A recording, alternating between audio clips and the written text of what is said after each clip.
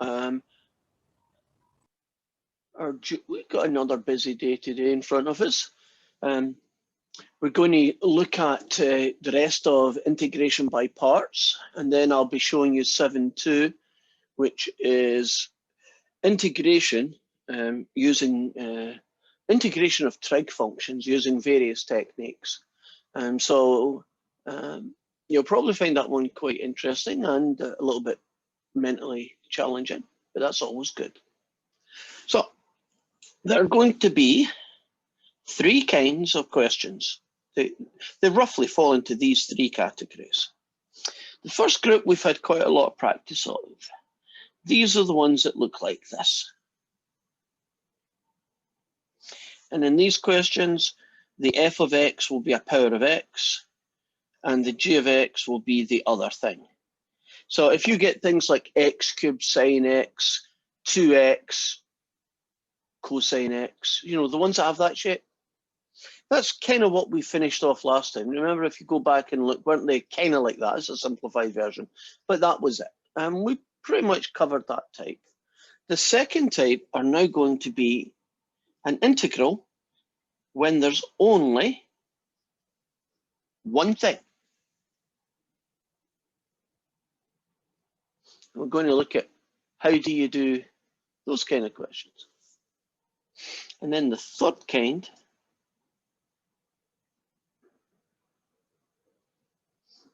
there's no significance to the variable changing. Is, well, in this case, whenever there's an integral and it's one thing,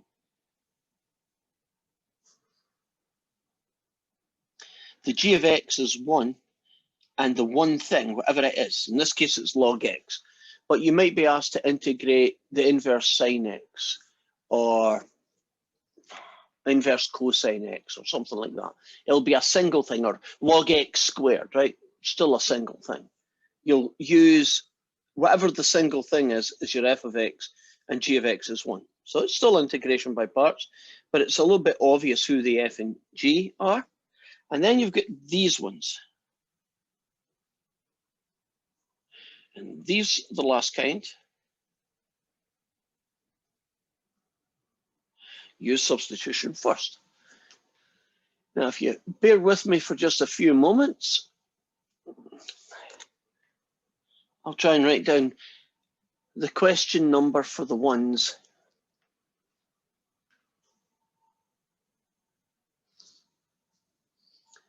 that fall into these categories.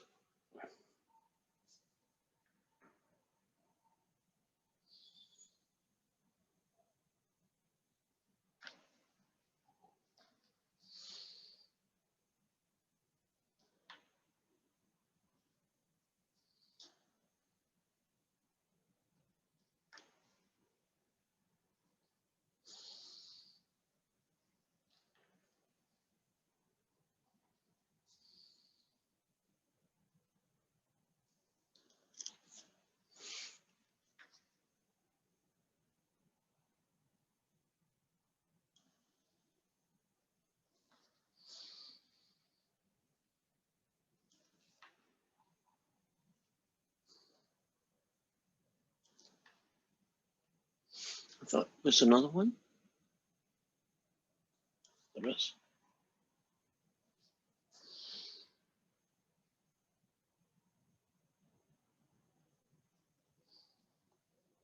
Okay.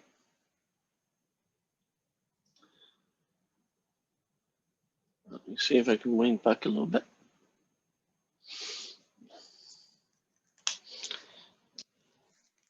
So you can see there's a fair number of these questions. There's actually some more if you put in 1, 2, and 3, they belong to this as well, but we kind of did those.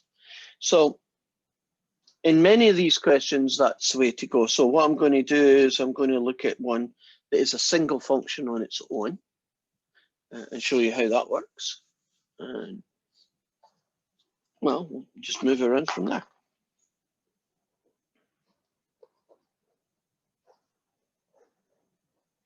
There's the question. Use integration by parts, because you are in all these questions, but it's just log x on its own. Now, when it is a single function on its own, the single function, whatever it is that guy, and the g is 1.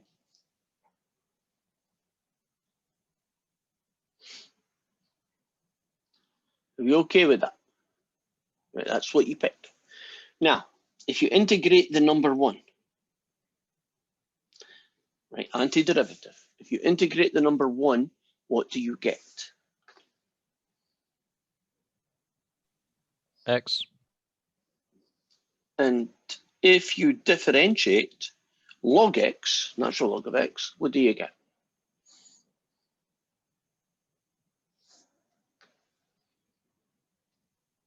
One over X.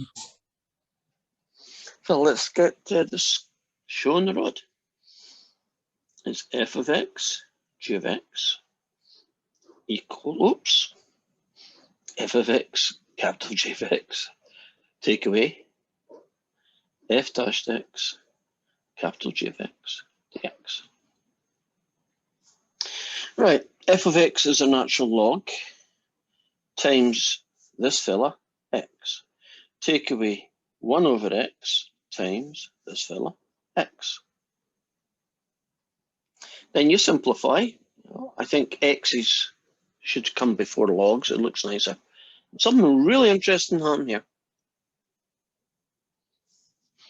What will that 1 over x times x become? Just X. Just x. Just x? Or just 1?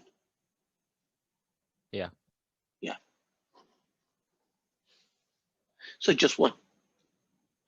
Now, we know that we're finished integration by parts when this integral at the end is what I'm going to call doable. Doable just means I know the answer and I can write it down. Would you agree I know the answer to 1, right? I know it's integral, so I'm pretty much finished. So we get your usual plus c. And that means I now know the integral to log x.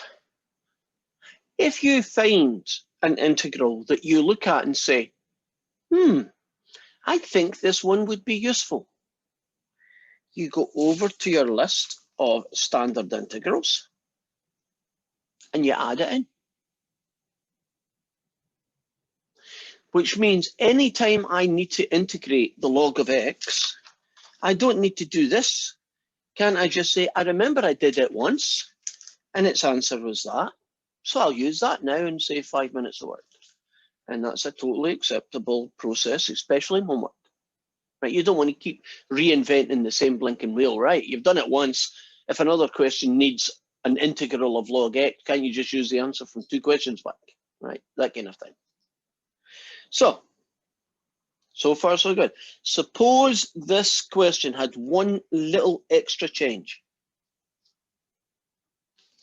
There were numbers, so it's a definite integral. Right? How would that change the process? Well, let's show you what it would look like.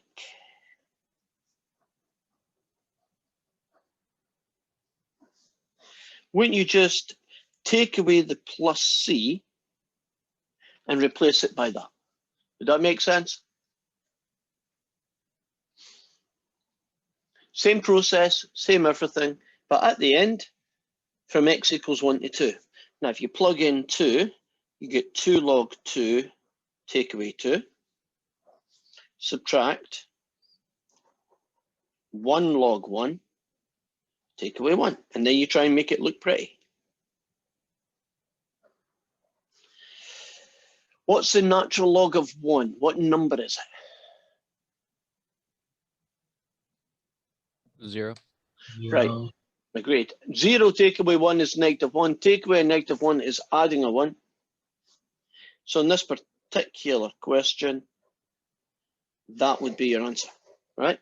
So can you imagine that in WebAssign, some questions, the answer will be the indefinite integral, and some questions, the answer will, because it's a definite integral, be an expression, right? With roots and square roots and who knows what else.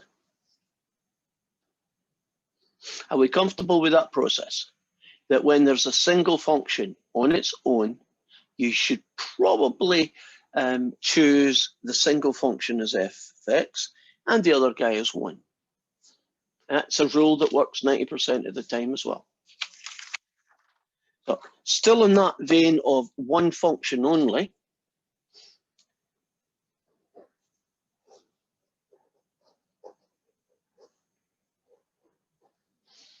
let's look at that one.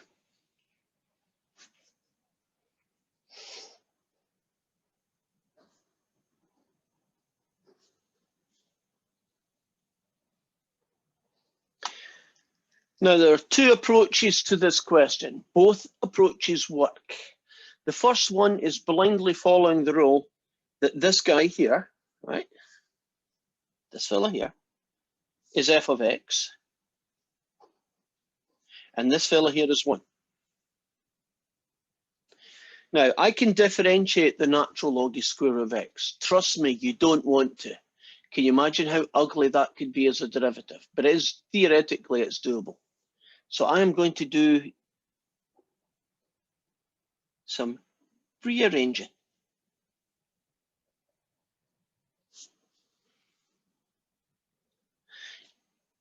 Would you agree that the natural log of the square root of x is algebraically equivalent to half log x? Are you comfortable with what I just said there, right? Half log x. Now, if you want to differentiate a half log x, don't you just get a half of 1 over x? And if you want to integrate 1, lo and behold, oops, you get 1x. So the integral that we're interested in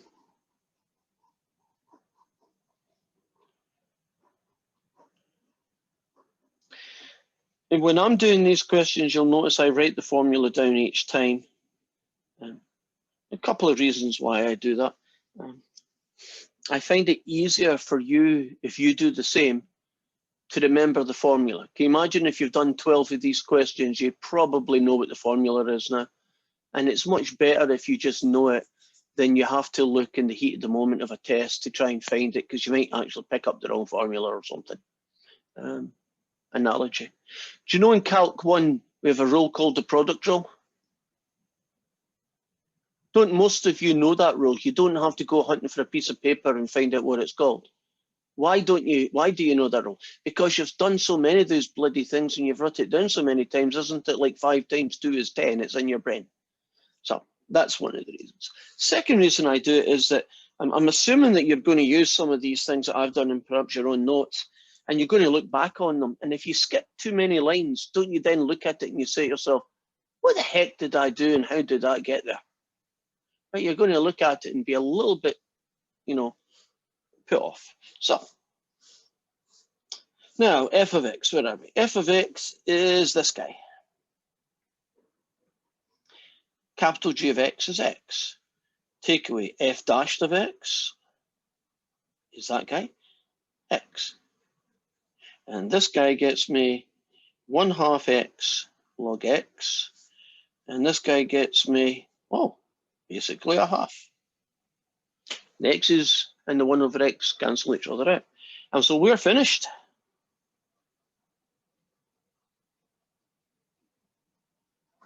With a plus c.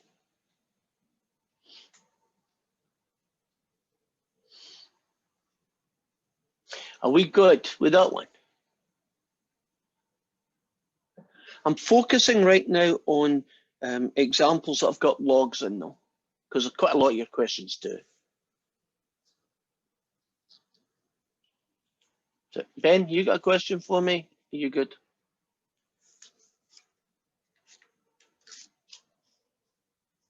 Can't hear you. Good. Oh, you're good. Okay.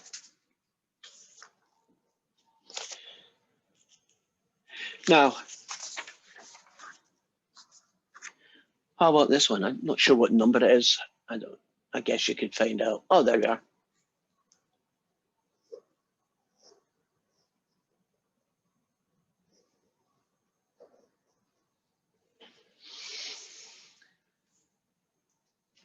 It counts as a single function. The single function just happens to be log x squared, right? Good.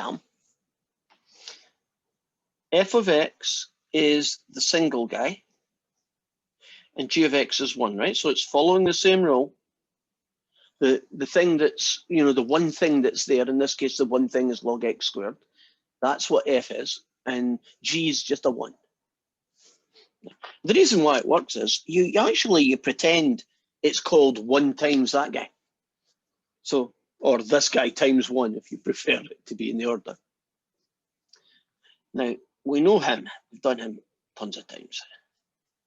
This one here might cause a little bit more thought.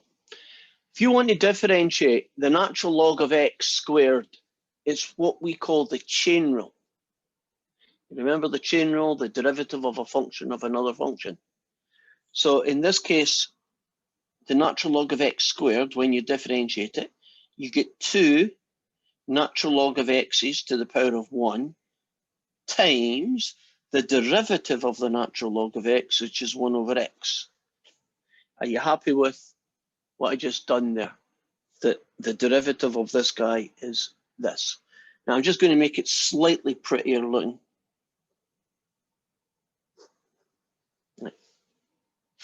Okay, so f of x, g of x. Well, I'll keep doing that and I keep recovering.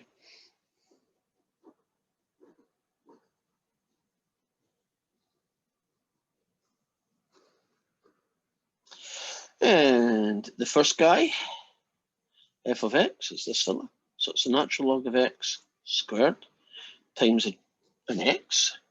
Take away this fella, 2 natural log of x over x times an x. Make this look pretty by putting the x at the front. Cancel these x's, and you're now left with 2 natural log of x dx. Now, I could approach the final part of this question in 2 ways. Couldn't I just do another integration by parts on this fella? Or I could say, wait a minute, I remember doing the log of x. And the integral of the log of x is this stuff. So shouldn't 2 log x's just be twice this stuff? So we have x natural log of x squared, take away 2 lots of x natural log of x, take away x. And for style points,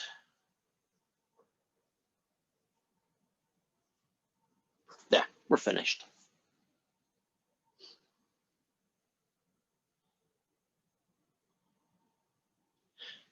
Does that seem reasonable? Does the process make sense to you, how you follow it?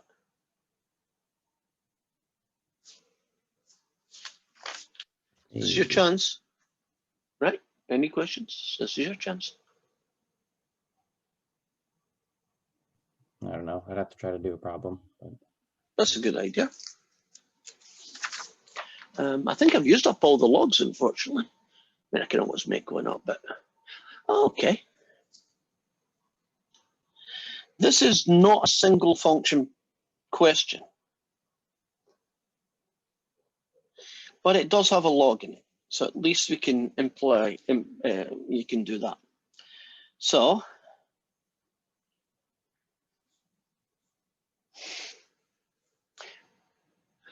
I'm just going to start this off and then I'll give you the job to finish it. In this question here, it certainly has 2 pieces, right? So we're back to 2 pieces again. And we have an x cubed and we have a log x. Now, wouldn't the natural choice be x cubed goes here and log x goes there, right? Because that's what you typically do. And I'm sure I said that that rule works 90% of the time. This is the exception. So in this case, make that log x and make this guy x cubed. Now you might say, well, how do I know when? Well, experience is one way you know when to pick the f and the g. The other answer is that there's only 2 choices. If you screw it up, you'll know in 2 lines from now that it ain't working. You'll look at it and say, I don't know how to integrate this. That's not sense. It's not going anywhere. And when you get that, you go, okay, throw that piece of paper away and switch places. Okay, you have got 2 minutes. There's a head start. Finish it.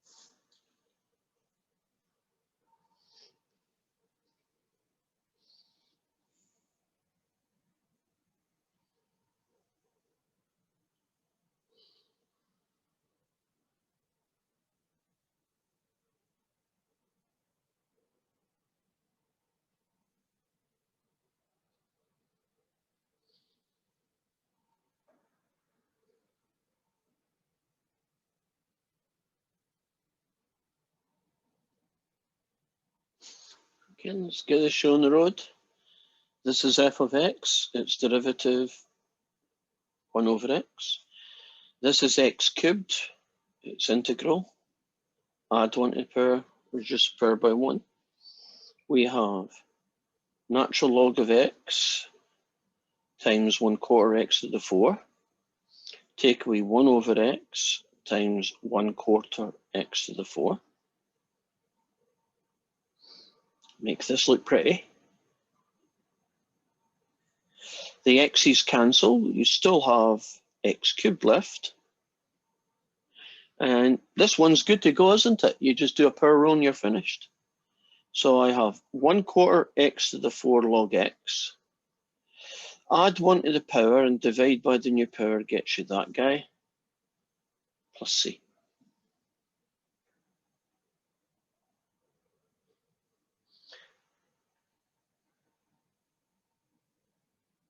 Are we good? Work out that way? Good sign if it did.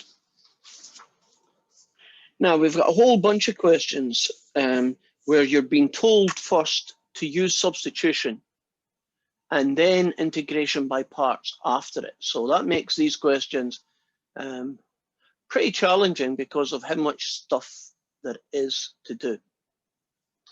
So this is a version of 14. And we're going to do the integral of 4 theta cubed, the cosine of theta squared.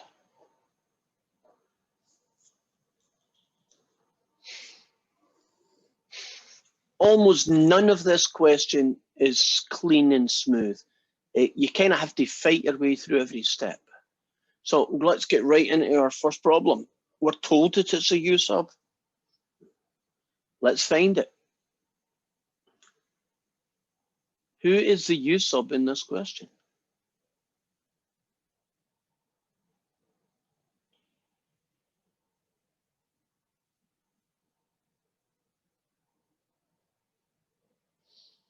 Have we got candidates for who it might be? I want to say theta squared. I want you to say that because it's the right one. Sometimes you just have to go for your gut and try it. If theta squared didn't work, what would be your other choice? This is the right one, but what would have been your other choice?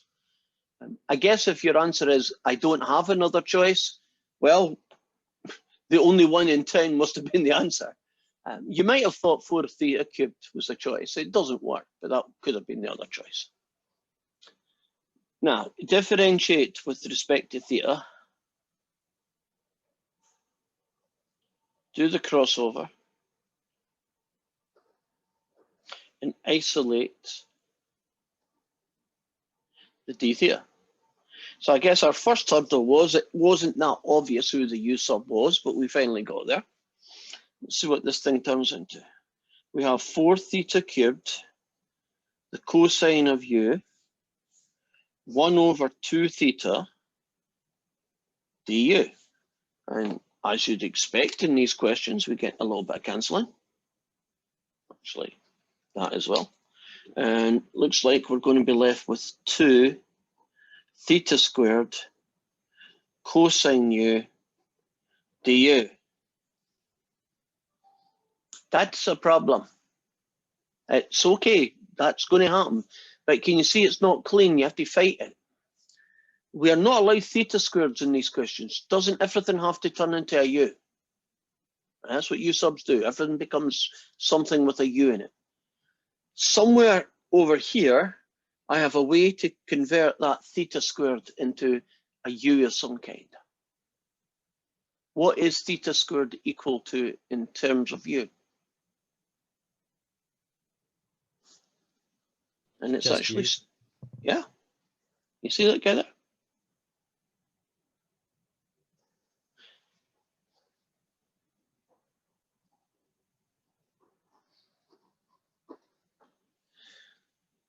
Now, do you notice now that the new integral is 2u cosine u du?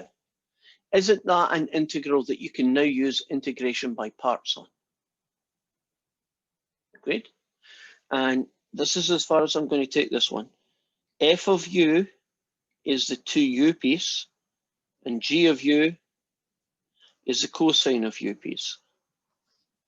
Now you're going to go and you're going to do all the good stuff that you're going to do, and you're going to be down here, and I'm making up an answer, but the answer ends up being 2u sine u minus 2 cosine u's, right?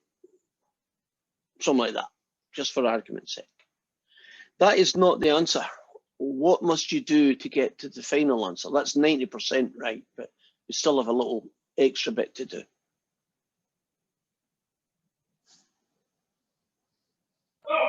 Put in for you. Yes. So I get distracted there by whatever that was that hummed.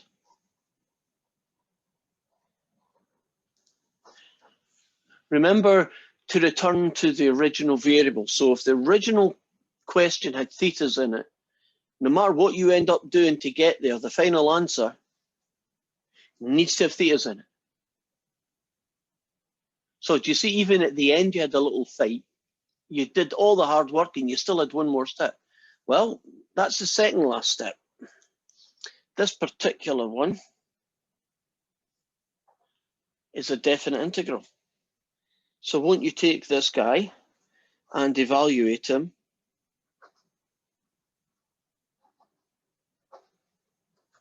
Now, I know square root of pi looks ugly and the square root of pi upon 2 look ugly, but when you square them, don't they just turn into pi's and half pi's? So they're actually pretty easy to do. So that question has got little issues all the way through, but you eventually, if you keep at it, will get an answer, and the question will be over. Let's do another one of these, Phyllis.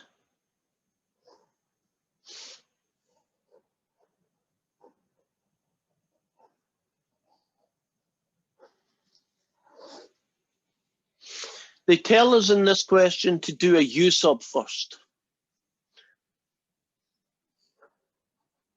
and then integration by parts after that. So it's the same kind of question as one we just finished. Well, if you thought the last one had an issue, I think this one has a different issue, and that is it looks like there's nothing that a U sub could be that would be of any use to anybody. But nonetheless, there has to be, because they told us to do it. So who's the U sub going to be in this very light kind of question? There's not a lot going on here.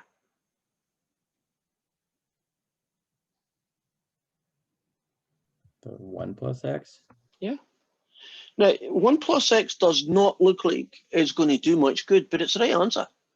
And I guess you could work it on the principle, it's the only guy in town. Would you agree there's nothing else really to pick? And so if there's nobody else to pick it and see what happens. Now, if you differentiate this with respect to x, you get 1. And when you do the crossover, you're pretty much finished, right? So let's see what I get. I get an x, I get a log u, and I get a du. Ah, now we got a problem.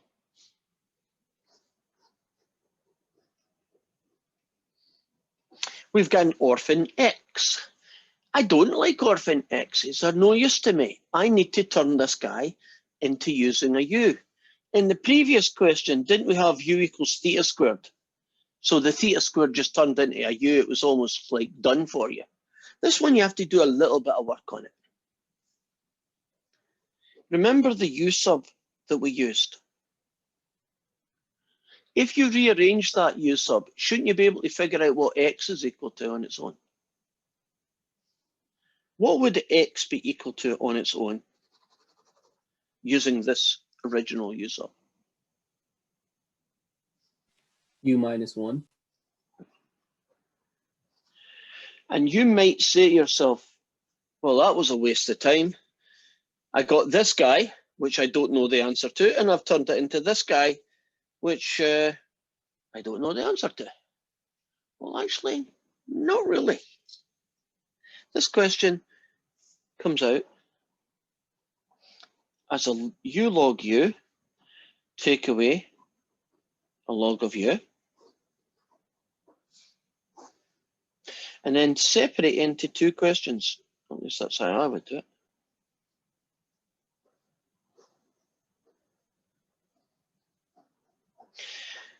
Don't we already know that guy? Right? That guy should be x log x minus x, but it's going to be x log u log u minus u plus c, with a minus around it all. And how am I going to do u log u?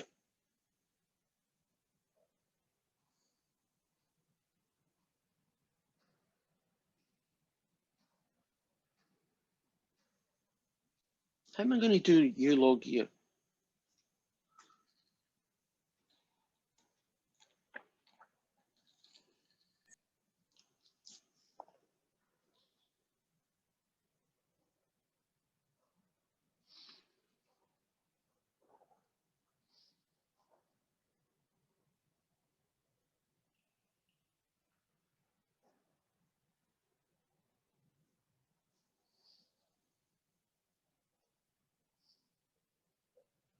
When I do integration by parts. And you still got a fair amount of work, but you can get the answer to this, take away this, and you're finished.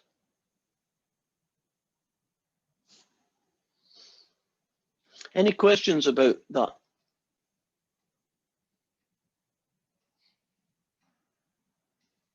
You're told it was a u sub, so that gets us essentially to about here. Oh, by the way, I could have done a slightly different route. Couldn't I have called this F and this G and done the integration by parts here? That also would have worked.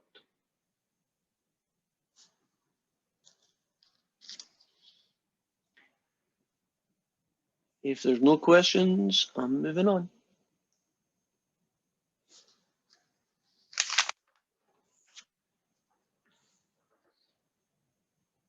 Don't need any in there. Boom, boom, boom.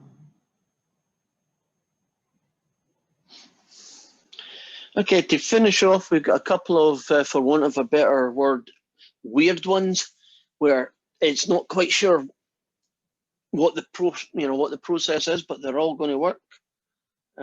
This is a version of question 12. They love logs for some reason.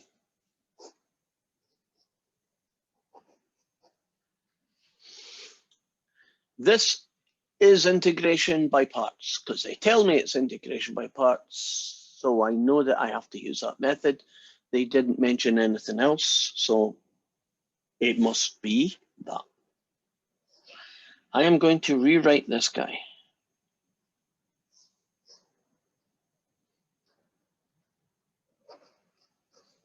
Yeah.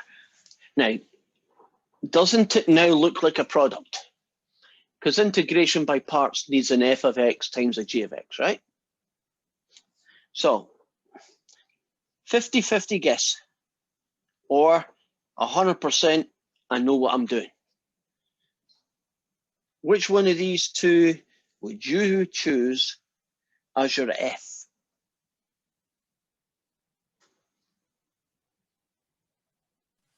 You gotta Natural pick log of x somebody. squared. I like it because it's right. Now you could say I was just lucky, or you could give me why you think that's a good choice, because it is the right choice.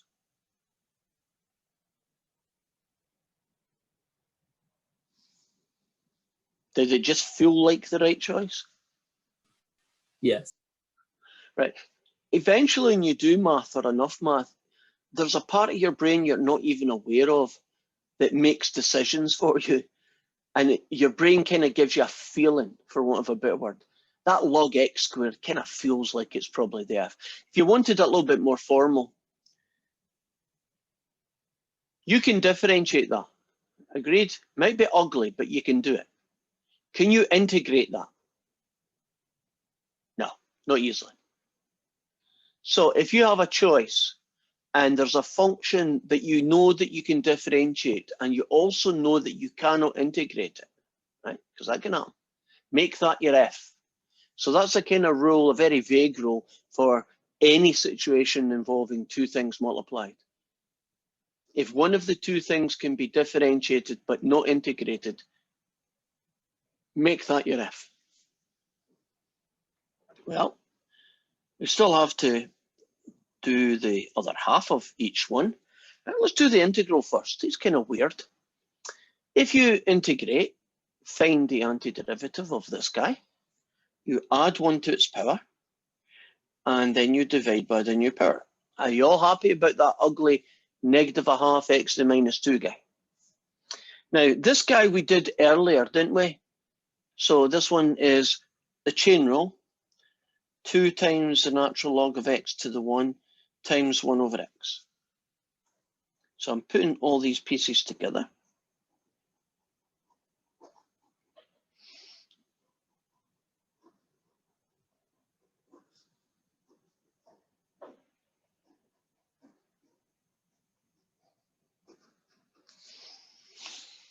Okay, f of x is the natural log of x squared times this guy. Take away the derivative, which is 2 natural log of x times x, times this ugly guy, -1/2 x to -2 dx. Let's see if I can make this look pretty. The 2 can go in the bottom and that's can go in the bottom. Two negatives make a plus, 2.5 cancel. That x on the top, this is an x to the negative 2 on the bottom. You put that together and you're going to get a log x times x to the negative 1 dx.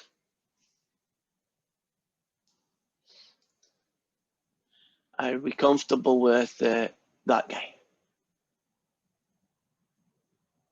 So far, so good? Right. Now, this is not obvious, but you need to do it.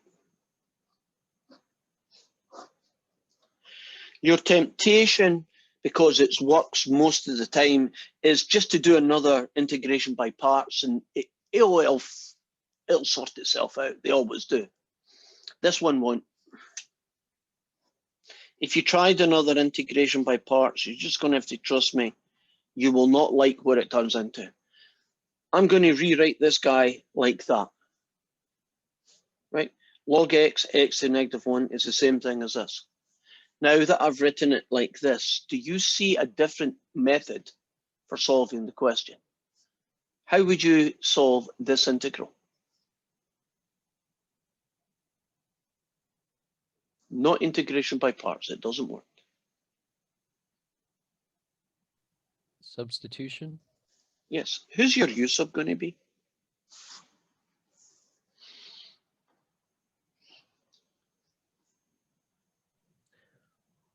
Would it be We should- ln of x? Yeah.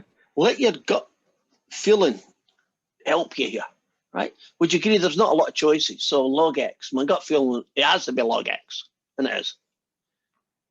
Now, if you differentiate with respect to x, you get 1 over x. If you do the crossover, well, you get that. So we have all of this guy over this guy plus u, because that's what that is, over x times x du, and perfect cancelling. I'll just do dot dot for that guy, plus the integral of u dot dot plus a half u squared. Am I finished? Is that the final answer? This guy plus this plus c. Is that the finish? You have to resubstitute for u. Okay, and u ends up being the log of x squared, right? Easy mistake. WebAssign is very unforgiving. If you wrote that down, you're just wrong. You need to convert this back into log x's. So can you see that you could have a question that involves integration by parts, but after you've done the process, you then have to change tack and do a u sub. Some questions go u sub and then they turn into integration by parts. We've done that. Some are integration by parts and then turn into u subs. We've done that. Do you see both combinations could have? Agreed? So what is left? There's only one last one in this type that I want to show you. You always should keep the best till last.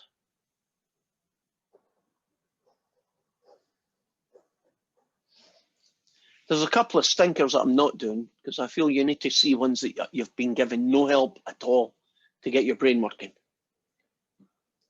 This is integration by parts. Let's see if we can use some of the tricks of the trade that we've already done today.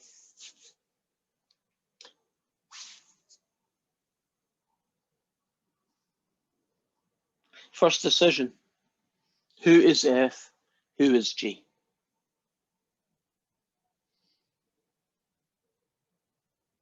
F would be the inverse sign.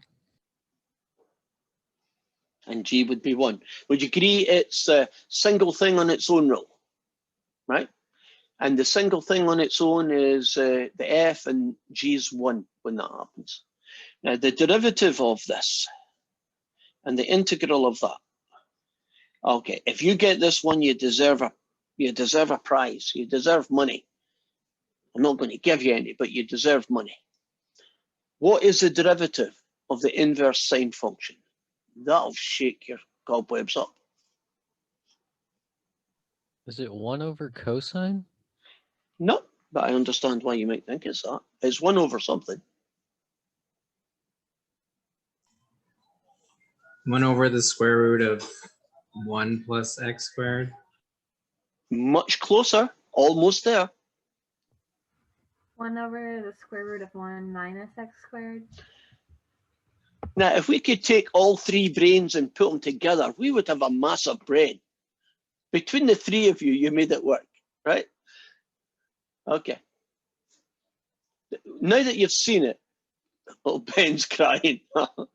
I think, are you laughing or crying, Bren? I'm not sure what that symbol means.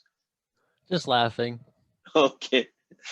So I'm sure somewhere or other, don't you have a list of derivatives that you forgot, and then you go and you look it up, right? I guess that's what you do.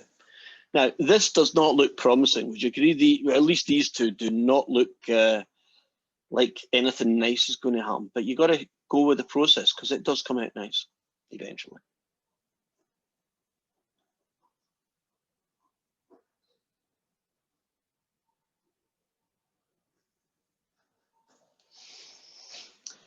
Inverse sine times x, take away derivative times x dx. Make it look pretty, so I like to put the x's at the front. And I'm not really doing that much. Now, superficially, that looks like you've just dug a hole that you're never going to get out of. But look again. What technique will you use to solve this integral?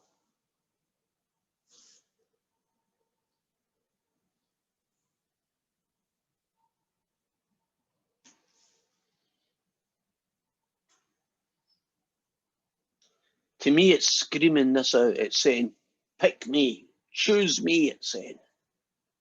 Who should I be choosing?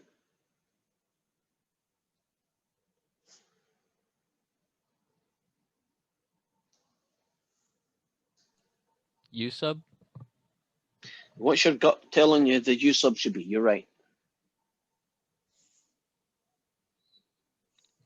1 minus x squared. When someone does it, I hope it's clicking in and you're saying, oh yeah, that makes sense. Let's take it, see where it goes.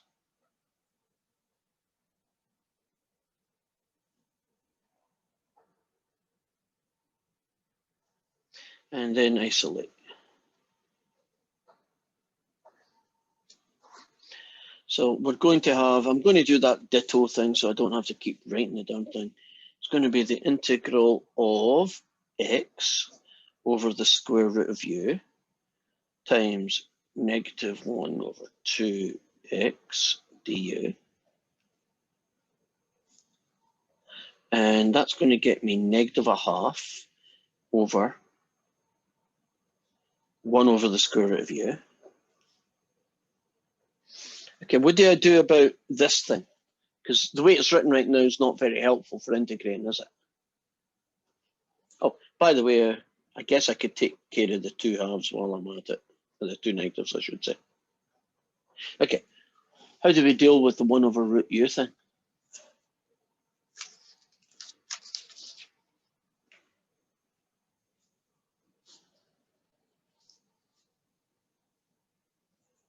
You must have seen the 1 over square root of u somewhere. I'm sure we have. What did you do when it was 1 over square root of x or 1 over square root of y, whatever the letter happened to be?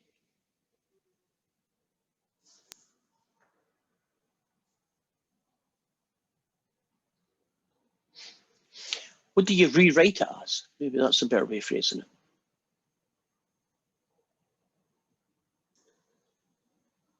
One over the square root of u can be rewritten in a better form. To the negative 1/2. That's the guy. You recognize it now? Can't I use a power rule on it? So here goes. Add 1 to the power and divide by the new power, which basically means multiply by 2. That disappears with my c.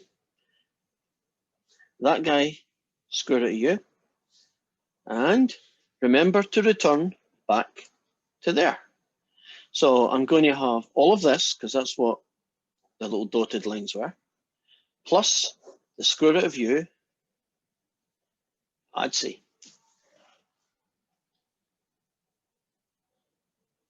Finished. Any questions about that one? Probably should be a few, but we'll see. Because you're going to have to duplicate this process. And so you can't just say, I don't remember, because you do that, you're probably not going to get very far in any of your questions. Right? But here is our process, hopefully. Maybe inverse cosine, inverse tan, you do it a similar way. If there are no more questions on 7.1, we're going to call that one done. Now, as I say, I've left some real stinkers for you to do. So when you get to do 7.1, you're going to have to,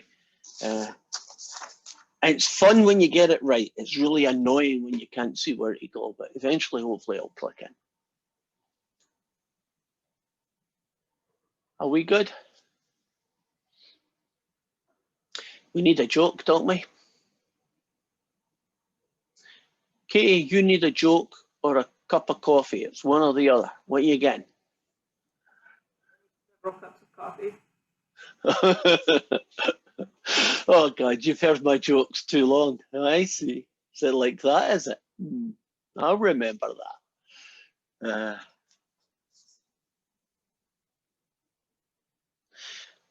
We've got quite a few people who are engineers, so I'll tell you my engineer joke is one of my favourites. An engineer dies and he goes to heaven and he's waiting to get in. And as he's waiting to get in, St. Peter comes out with a big book and he says, what's your name? And he gave him his name and he looks and says, you're not on the list. And St. Peter says, well, what's your job? And he says, I was an engineer. And he says, that's okay, we've got a book just for engineers. And he goes and he picks up the engineer book and he looks through all the names and he's not in there. And he says, well, what's going to happen? He says, look, if you're not in the book, you don't get in. You'll have to go to hell. So he kind of shrugs his shoulders and he turns up and it's not a nice place. I mean, it stinks, it's too hot, it's dirty, it's filthy, it's noisy. I mean, you name it, it's hell, right? It's horrible. So you'd expect. Well, he's an engineer and he's thinking, you know, I'm going to be here for eternity. I might as well do something about it. So he builds little robots that go around and clean the place up, and he puts in an air conditioning system and an air filtration and a cooling system and fixes all the lights and, you know, he does everything. And the place ends up looking like a 5-star hotel. And God's down visiting with the devil one day, walking around, and God's looking at the place and he's saying, what happened here? The devil says, it's great, this place is nice now. And then God said, have you got an engineer? The devil said, yeah, first one we've ever got. He's great, we love him. And God says, you're not meant to get engineers. Heaven gets all the engineers. You don't get any of them. Every single one of them, we get them. It was a mistake. I want them back. And the devil says, oh no, you're not getting this guy back. And they argue and argue. And at the end, God says, look, if I don't get my engineer back, I'm going to sue you. And the devil looks at him and said, yeah, like you've got any lawyers.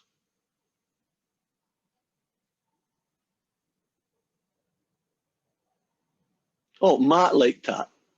And Ben and Skylar. That was it. Oh, you actually like that one, Katie. Okay. I don't know, is it because you like engineers or you don't like lawyers or a bit of both? A little bit of both. Bit of both. Has anybody got another joke? I want to just give my brain a few minutes before we move on to the next one. I think a little break's always helpful, just to help us refocus. Come on, somebody got a really bad 4-year-old sister who told you a joke.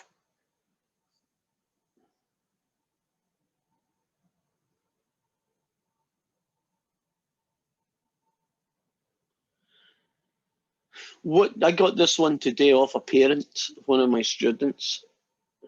What do you call a fake pasta?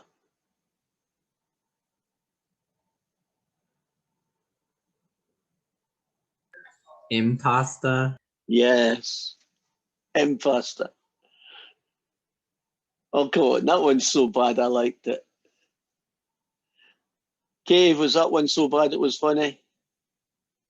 Okay. Last chance, we're going to move on if we don't. Any jokes? Okay. So let's tell you about your next chapter. I'll tell you right now, you'll need a joke by the time you get to the end of this one. So you're being, whatever the word is, you have been warned.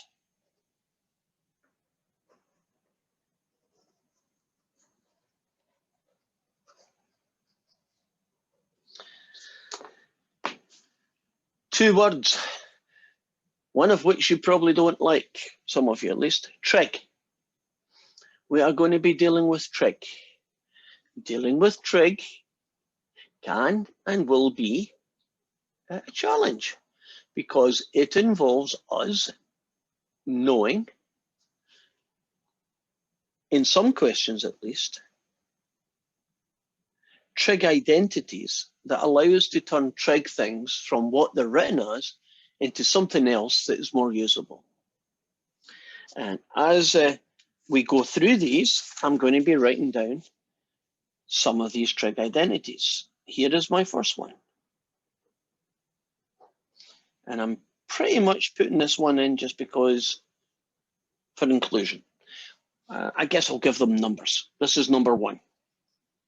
Everybody that I know, if the only trig identity they remember, it's probably this one. Would you agree? That's the one you all remember. Now, if you rearrange this one. Can't see what you're writing. That could have been fun if you'd let that go for 10 minutes.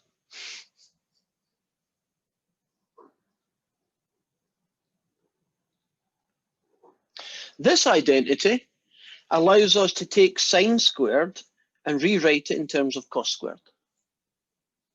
And this one allows us to take cos squared and rewrite it in terms of sine squared.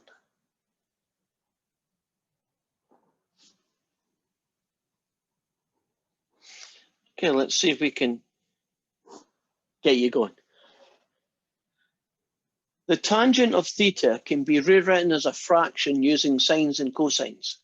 What is the tan of theta? What can it be rewritten as?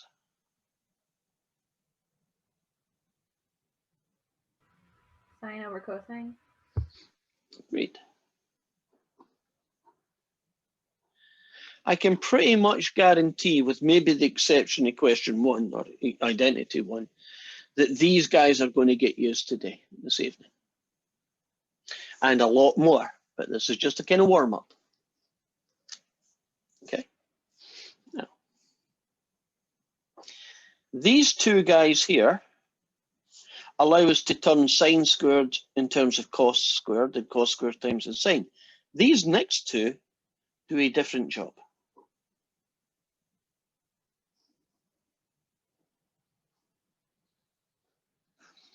Sine squared can be written as a half 1 minus cos squared. And cos squared theta can be written as a half 1 plus cosine 2 theta. That's a little bit rarer. Have some of you seen those two identities anywhere? Do you kind of sort of recollect them? Yeah, maybe, hopefully you have. But useful nonetheless. So let's just keep that list and add to it as we need. So what are trig integrals? Pretty obvious. any integral that involves sine, cosine, tan, secant, cosecant, cotangent, right? The 6 trig ratios. And only those ratios, right? They won't have 4x sine x, right? There won't be a mixture. If they had 4x sine x, that would be integration by parts, right? These just simply have that. So this is a version of question 5.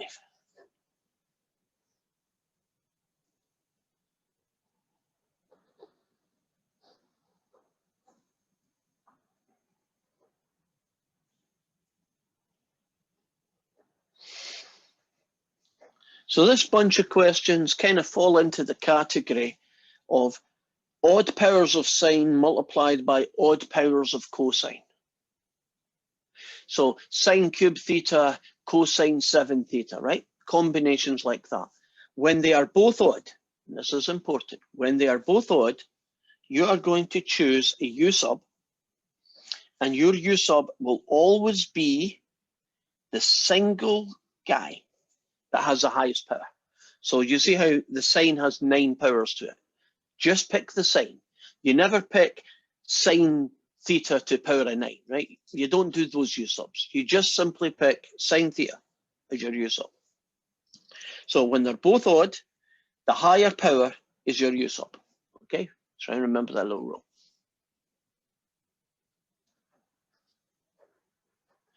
Now, if you differentiate, you get this fella. You do the crossover. So, I mean, this is really just u subs. I'm not doing anything that different.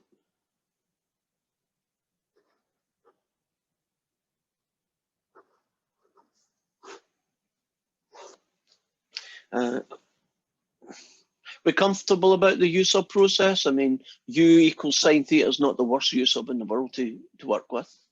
Right, let's see what it turns into. This fella here now becomes u to the power of 9, right? Sine theta to the power of 9, u to the power of 9. We okay with that? Cosine of this guy times 1 over the cosine of this guy du. I have u to the 9, this guy, du. It's not going to be that uncommon. It's probably going to happen more than it doesn't. There's going to be an orphan left over.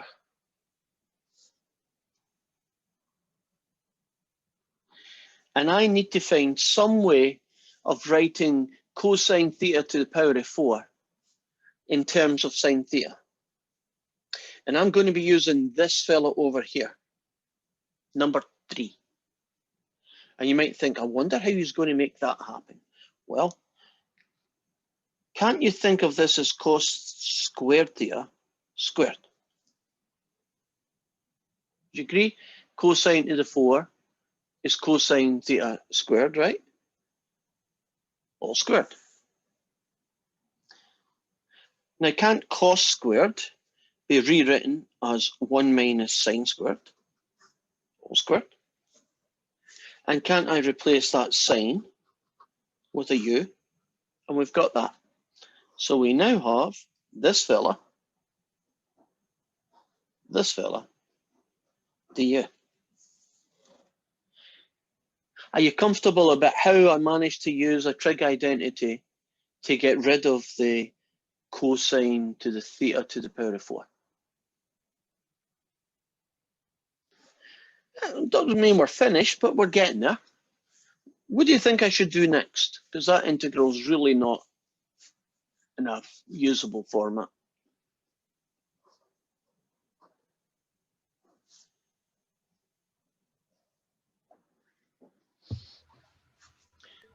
What do you think I should do next? You FOIL and then distribute. There's the FOIL part.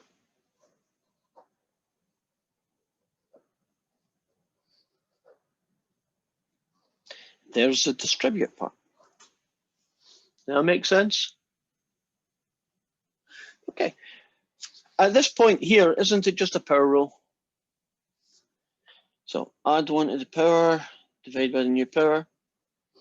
Add 1 to the power, divide by the new power.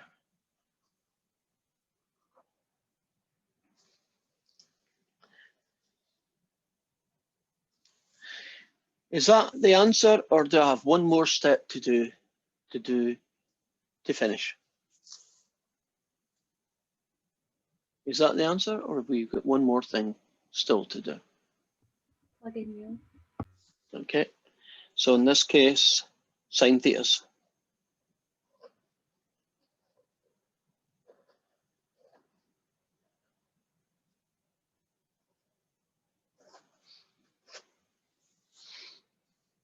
If it's an indefinite integral, put in a plus c.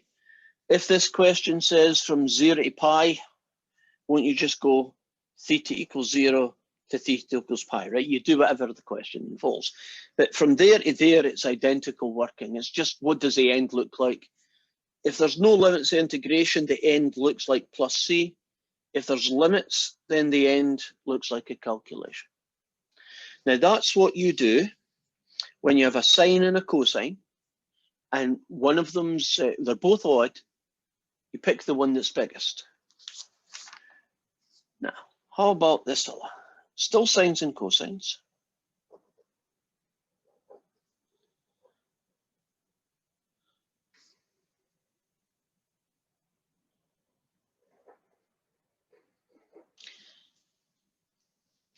Now this time, they're not both odd. One will be even and one will be odd. Can you imagine that permutation happens, right? Both are odd. Your U sub will be the biggest power. When one is even and one is odd,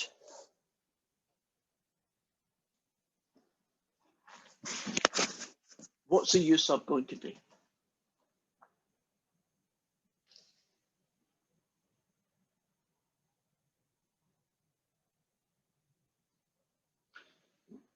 Sine or cosine? It's always a single.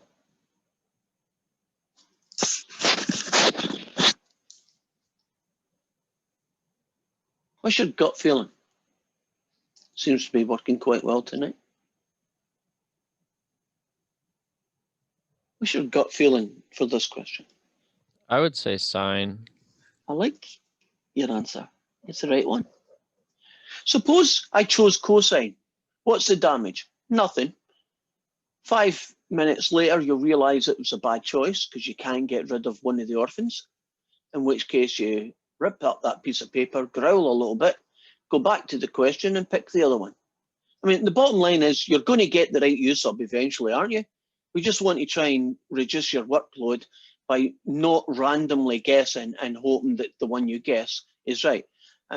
Actually, 50% of the time, won't you guess the right one? I don't like those odds, right? So if it's odd and even, always pick the even one as your U sub.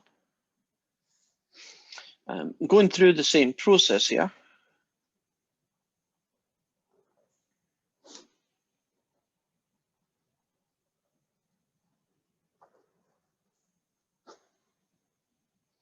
And they're going to be an orphan, but we can fix this orphan. It's going to be U to the 4 cosine cubed 1 over the cosine du. One of the cosines cancel, but you're still going to be left with a cos squared theta as an orphan. Don't I want to take cos squared theta and find out or rewrite cos squared theta in terms of sine theta? Agreed? Which one of our guys over here do you think is going to do that job? Number 1 to 6. Which one of those guys is going to do that job for this guy? 3.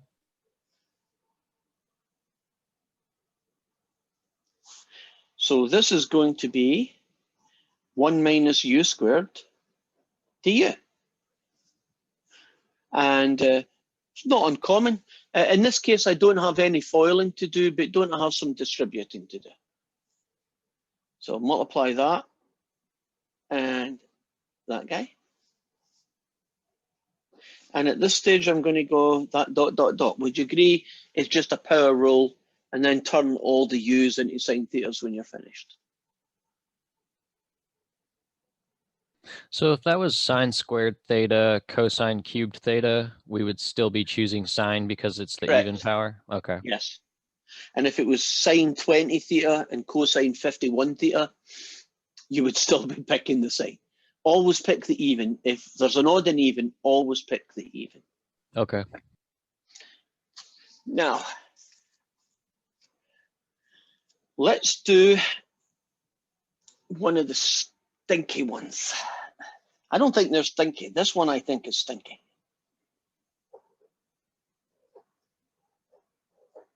And this question is, how do you deal, this is similar to question 6, how do you deal with a single power of sine? In this case, sine squared. The other choice would have been cos squared, or sine 4 on its own, or cos 4, right? A single power of x, but it's even. Now you might be thinking, oh, maybe it's a u sub and so on. Then not a u sub.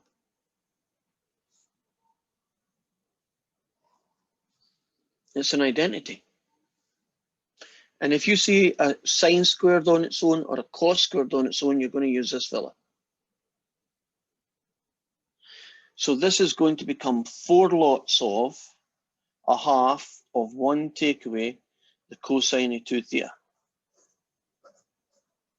And those two multiply together and give me 2. And then that eventually gets me to here. So do you see that I don't have a u sub? I didn't do that. Didn't I just find a better way to write the darn thing?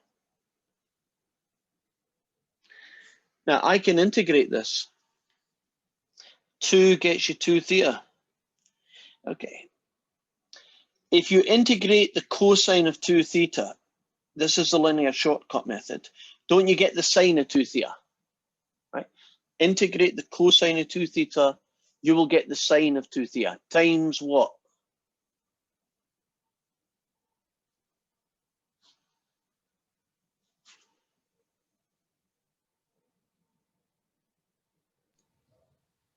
What does the 2 theta get you? Times what? 1/2. That's the guy I was looking for. And I got this fella at the front. So what would that do? Well, basically they cancel out.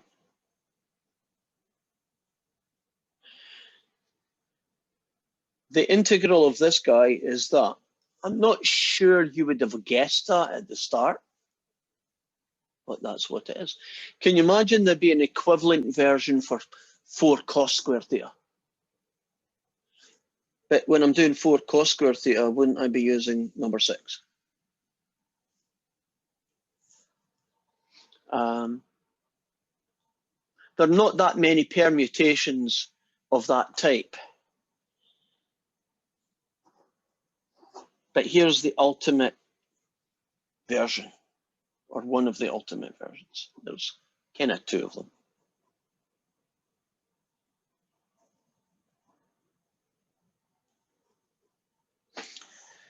It's both terms are even. If you think about it, isn't that the last permutation? Both of them are odd. Pick the highest power as your u sub. One even and one odd. Pick the even one as your u sub. And now we've got 2 even guys. And it's not a u sub. 2 even guys use this technique. So I have got 9. That fella gets used with number 5. So that's going to be a half, 1 minus the cosine of 2 theta. This guy is 1/2, 1 plus the cosine of 2 theta. Not a u sub in sight. It's using trig identities. Now, 9.5 and another half get me 9/4. Can I stick the 9/4 outside? Just so that they're out the way and they don't clutter up the thing. That's kind of where we are right now. You happy about the 9.5 and the other half is 9/4? And I just bring it out the integral so it's not in the way. What do you think I should do next?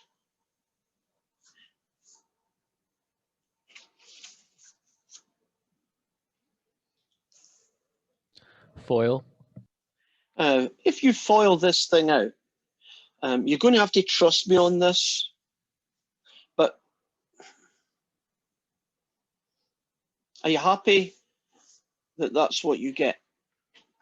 Because a plus cosine 2 theta gets killed off with a negative cosine 2 theta, right? That's why there's no cosine 2 thetas.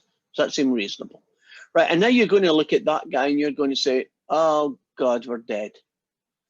I know how to integrate 1. I don't know how to integrate cos squared 2 theta.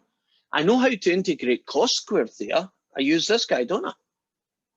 But I don't know how to integrate cos squared 2 theta. Well, the good news is you use this guy. I wonder how that's going to work. Well, it's going to be a half, 1 plus the cosine of 4 theta.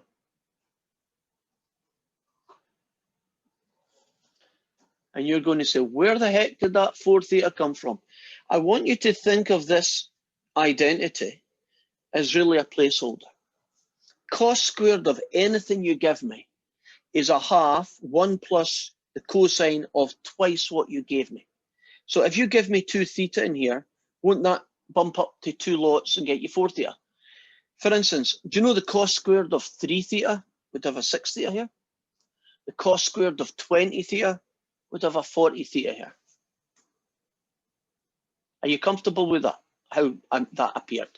I'm still using this identity. I'm just adapting it to multiples of theta, like 2 theta in this case. Now, before I continue, next step, distribute.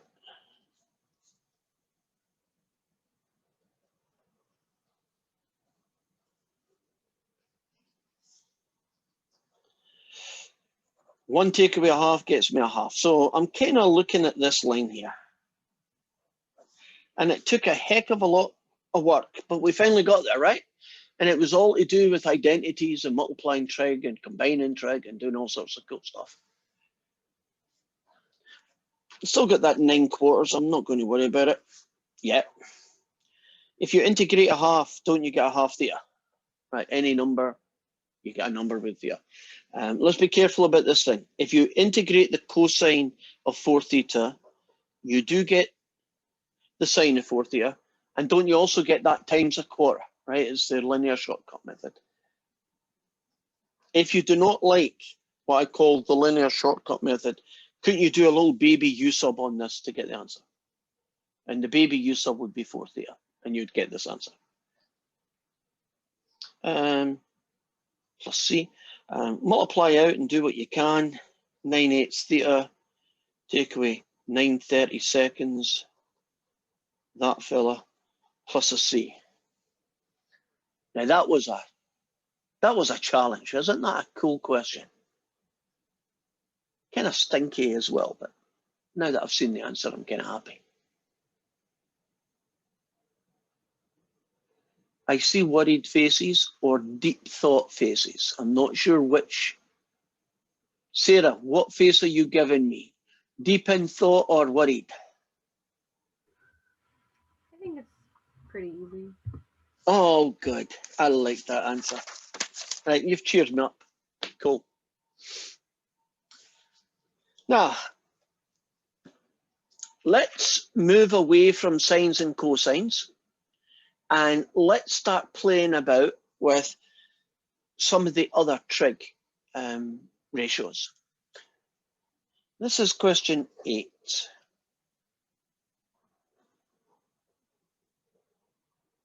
And there isn't any real rule for this particular grouping of questions. Sometimes you just do what you look at what you've got and you do what you can do.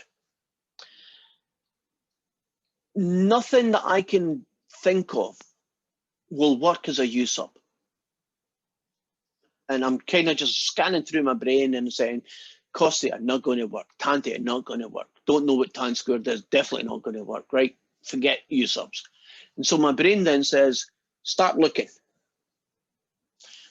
Start doing identities. Start turning the thing into something else, because maybe the something else will work. And the only thing I can see here is that cos squared could be turned into 1 minus sine squared. I don't hold out a lot of hope for that, so I'm not going to try it. I could turn it into that, and I'm thinking even less chance that that's going to work out right. So I'm going to forget about him, and I'm going to think about, is there something I can do with the tan? And well, it's got possibilities. Would you agree? It's got sines and cosines in it, so it might work. Let's try it out. If tan is this guy,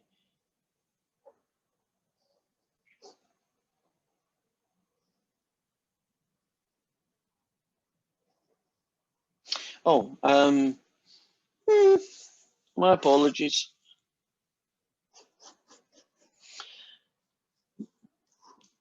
Everything is in x's. For some reason, theta's appeared out of nowhere. Oh, interesting. What's going to happen here is that they cancel, and I get that guy. Would you agree we know how to do that guy? Wouldn't we use this fella here, number 5?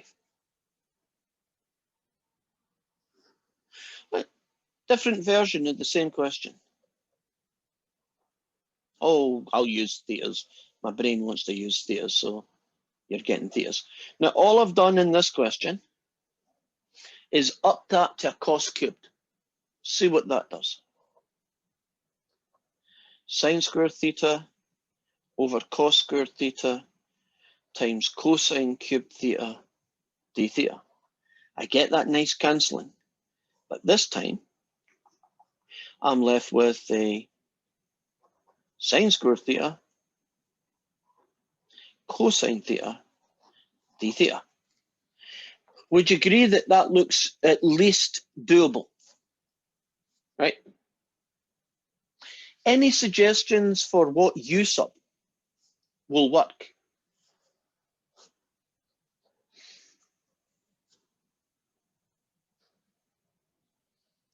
It's an even power of sines and technically an odd power of cosines.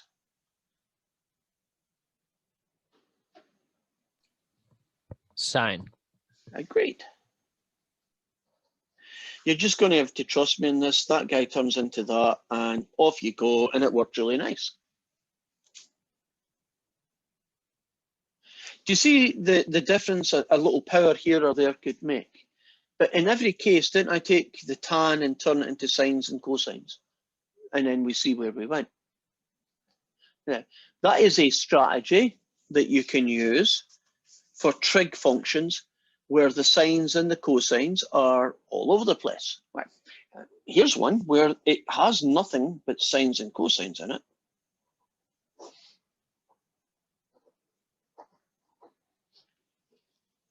What do you think I would do in this question?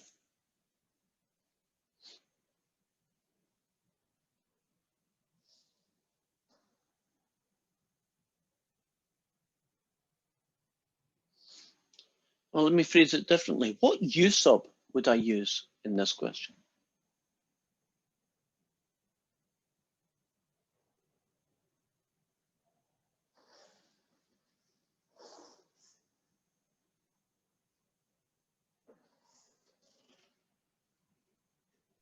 Cosine? For the benefit of the other students, it's correct answer. What was it about this that made you think cosine was probably going to work rather than the sine, which is the other choice? Just because it was in the denominator. Right. And don't we have rules about things in the denominator are probably going to be the u sub, you know, that kind of rule. Now, in this case, du ends up being negative sine theta, d theta. Right. I'm cutting some corners here because we've got a lot of situations that we haven't reached yet. So what do I have? I have a sine thingy, a u, a negative 1 over sine theta, and a du. And I'm now looking at sine squared theta over u There's a negative going on, so I'll stick it there. du. Okay, we've got north and sine squared. Which one of these guys is going to allow us to get sine theta using cosines?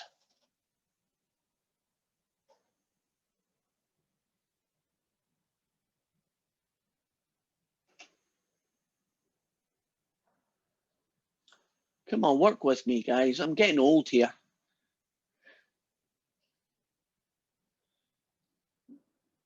Is there anything in this list here that would allow me to take sine squared and use cosines? Cosine squares, I guess. The first one. What one? This one? Sorry, the second one, not the Right. first. Yeah. Okay. So that is true. If sine squared theta can be written as 1 minus cos squared theta, which it can, then won't this become negative 1 minus cos squared theta,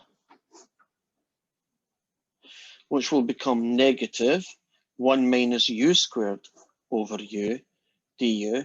I don't like all these negatives, so I'm just going to distribute the negatives through. Now, where the heck are we going? We're getting there. Every step gets us closer to where we need to be, but we aren't finished yet. I've got to integrate this. Any suggestions of how I might take this one on?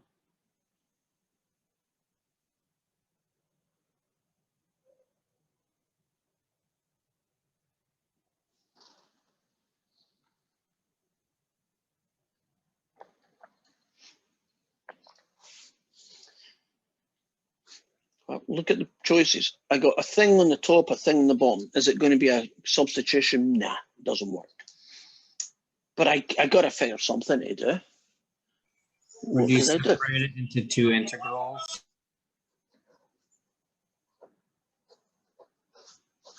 Two integrals would work. In this case, you could keep them together if you prefer. Would you agree that that's now doable? Right, you can integrate negative 1 over u. Won't that get you a log u? And the other guys I have u squared. And then remember to turn into cosines. There are virtually an infinite number of things that you can do.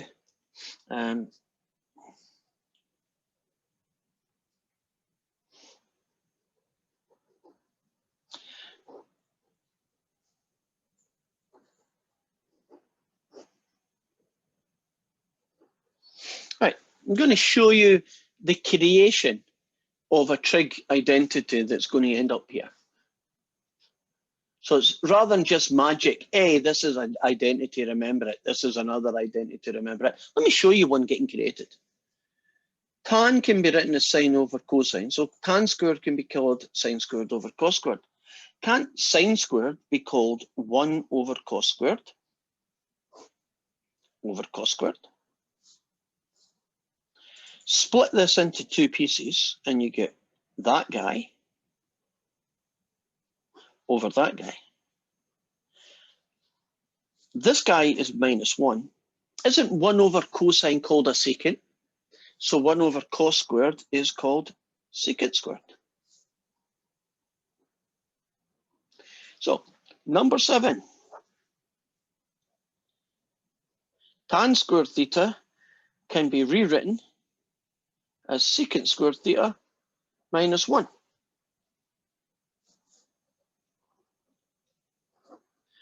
Number 8.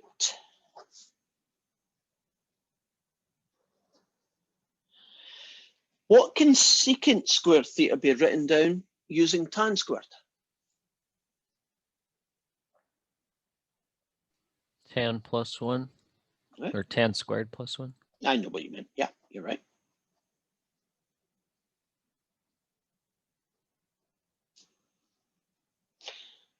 So we are now going to look at trig intervals that have secants and tans in them.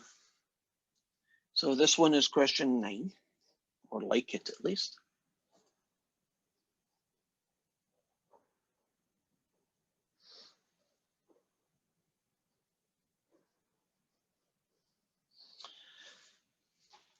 And these are going to be u-subs.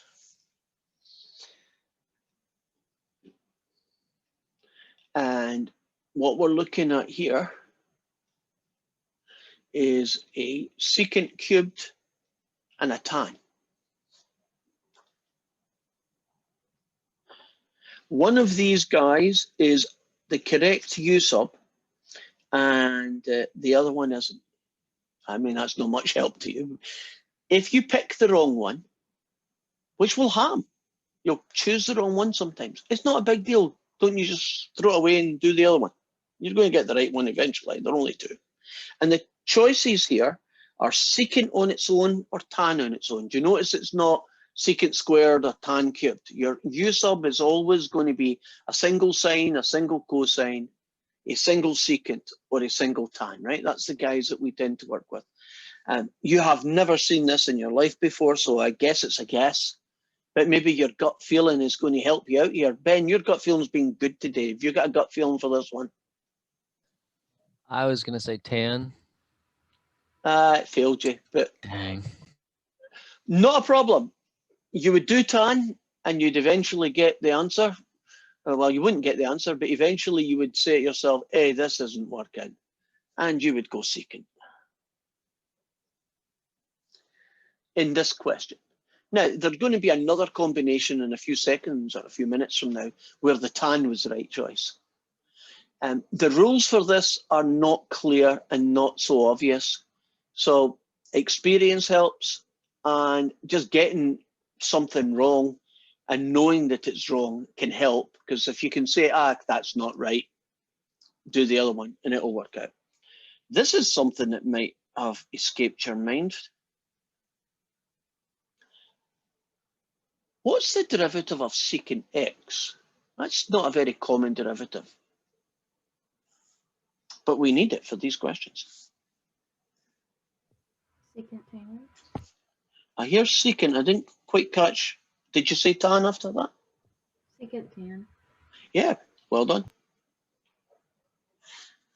Now, if you do the crossover,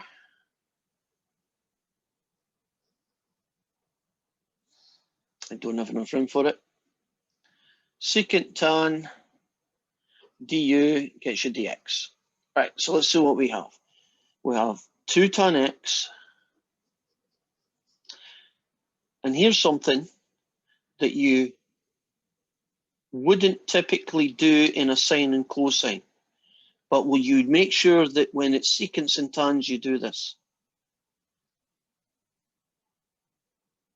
Do not turn anybody into U's right away. Hold on to them just for a few seconds, right, for one more line. Normally you would say U cubed. Don't do that. If you do that, it'll throw you off. So whenever you're doing secants and tans, don't turn anything into U's right away. Just give it a second. Okay, now, carnage time. Won't that tan kill this tan? Won't this secant kill one of them and leave you with secant squared? I am now looking at 2 secant squared x du. And at this point, we now do the substitution.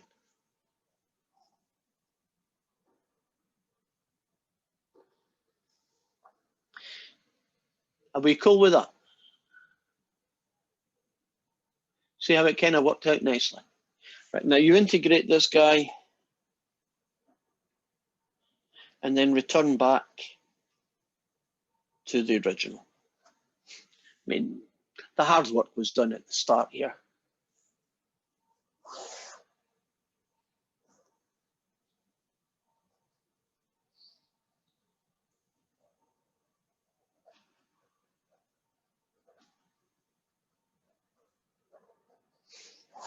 Now there's a question that looks like it's almost the same, because it is almost the same. Do you know what's the only difference? I did a secant squared, not a secant cubed.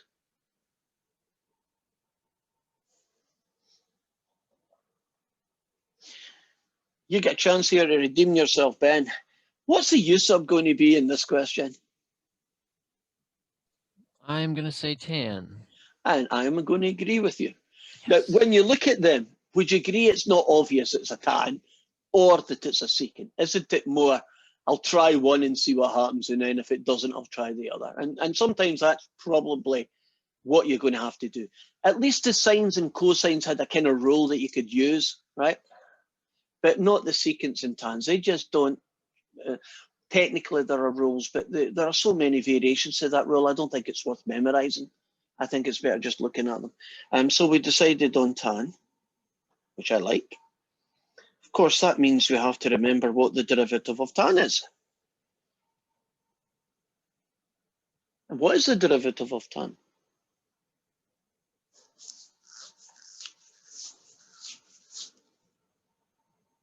Oh, we forgot it. Derivative of tan. Secant squared. Yeah. If I'd asked you what's the integral of secant squared, would you have said tan? I hope so. Right? The antiderivative of secant squared is tan. Well, turn that on its head, isn't the derivative of tan secant squared? Do you know those are husband and wife kind of thing, right? They belong together. Depends on the direction you're going. So we're looking at a secant squared dx and an isolation here. And we isolate the dx. Now, stick to my little rule of leaving things alone just for a little while.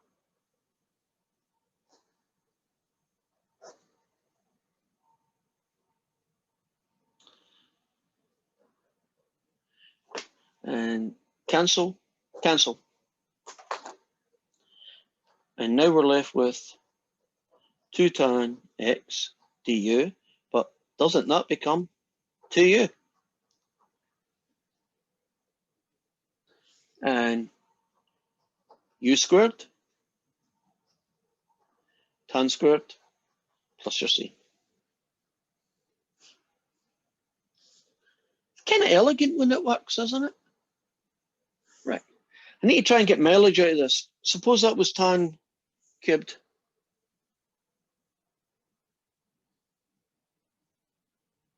It could be. Which would be your u sub?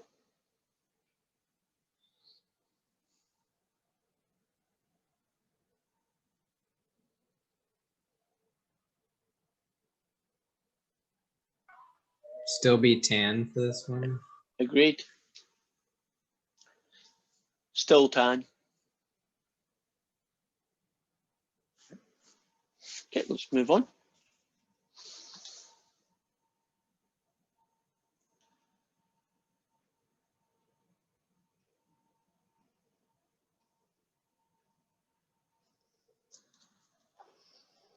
Oh God, I wish I hadn't picked this one, but I can't avoid it. It's a good question.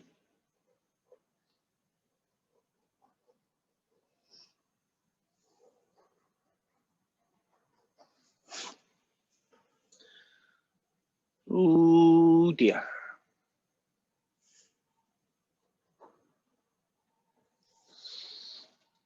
Could be a secant, could be a tan, right? It's going to be one. Not going to pick on poor Ben. Ryan, I'm going to pick on you instead. Gut feeling, because that's probably the only thing that would going to help you right now. Secant or tan? What do you think? Go with secant. Good. It's the right one. Now, when you differentiate with respect to x, you get secant tan. Oh, I shouldn't have let that one slide. Did you just feel that that was going to be right, or was there any kind of clues that made you think it was probably the right one to pick? Did you just feel right? I picked it because it had the higher power, and I was gonna try to cancel out the tan. Good idea and good choice. So, can I skip a line and go straight to the isolation? So what we got, we have a tan cubed, we have secant, we have a 1 over secant tan and a du, and we get some cancelling. We get that guy, and we get that guy, and we have a du. I'll take it slowly.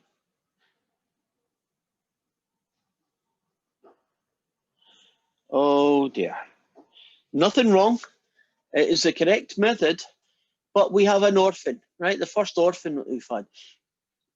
In earlier questions today, didn't we get orphans like sine squared theta left over, or sine squared x, or cos squared x?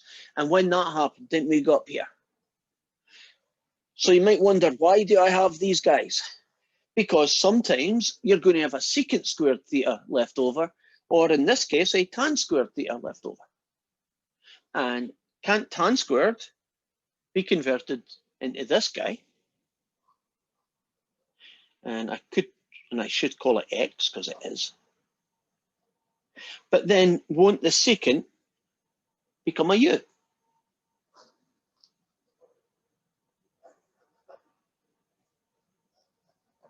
Are you happy about what happened there and why we needed to do it? Now, if you distribute,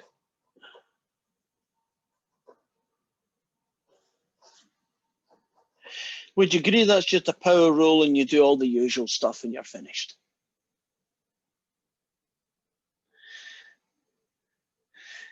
Secant tan combinations are not quite the same, are they, as sine cosine combinations? Would you agree that they just are different, right?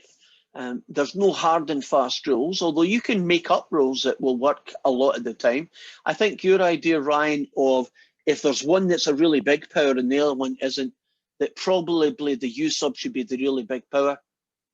That's a pretty good strategy. I think that would probably work more often than it doesn't. And I can always make exceptions to that, but that would be a good strategy. Ready to move on? Okay.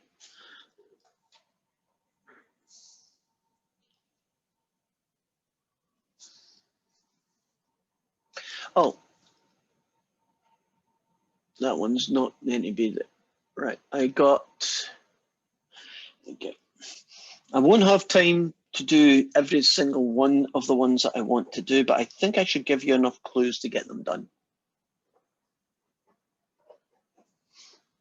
I've got a feeling I did this one. Did I do one like this? If I did, that's great. I'll move on. Have you seen one like that? No? Okay. It's a U sub. Secant or tan? That's the only question you need to know. Secant or tan?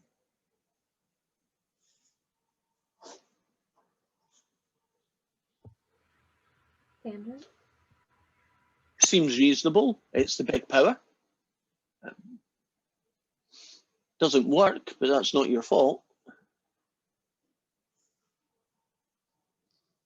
Secant x.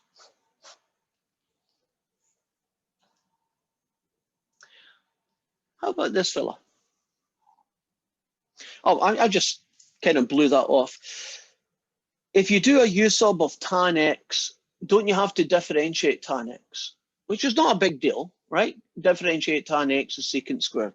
Do you notice this question doesn't have any square secants in it? There's not enough there for it to eat it, right, to use it up. So that's kind of the reason. So see if this was, I don't know, any power you like 13, I'd still be picking the secant.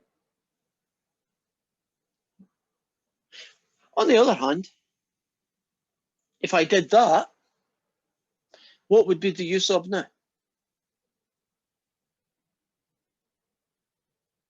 Tangent, yes, Sarah, tangent. Do you see the difference an extra secant can do to the choice? And if this was 13, it'd still be secant. Right, so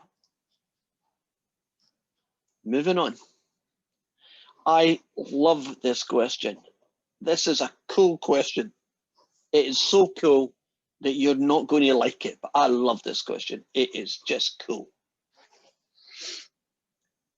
You could very easily spend 20 minutes solving this question, right? And it would be right. I'm not saying you'd get it wrong.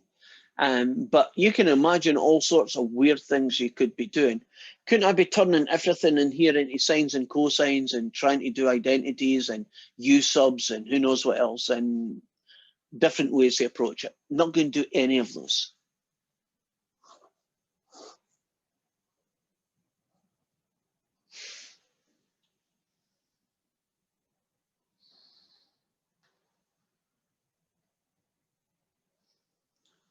Oops. Helps when the question's the right way around.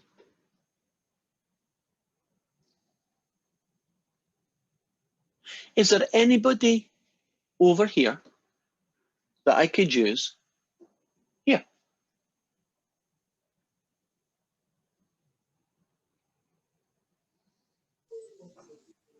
You can use the number 8 one. I was gonna say that you could just factor out a -1 and it would still work, right?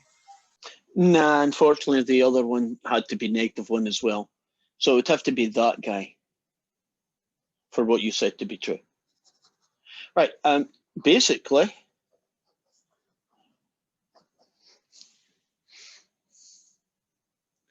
it's kind of a trick question where it looks decidedly horrible, right? Like God, that's going to take forever. Now, do you want to see a horrible one? Yep, the last one of today.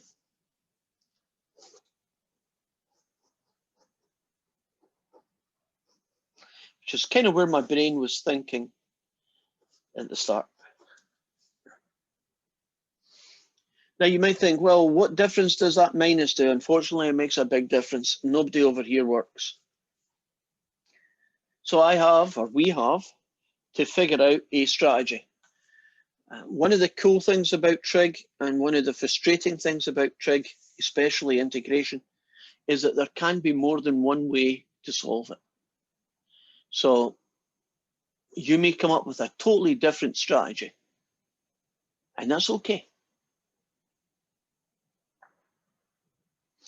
Any suggestions for what the heck to do here?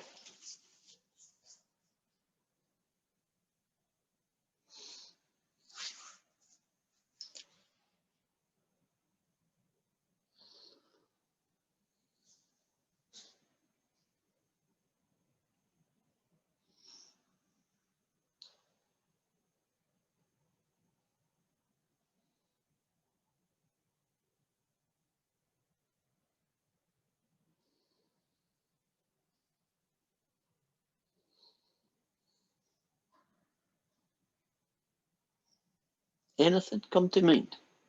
I don't care if it's wrong, just give your brain a chance to, troubleshoot, brainstorm. What kind of things are coming to your head that might not work, but worth talking about?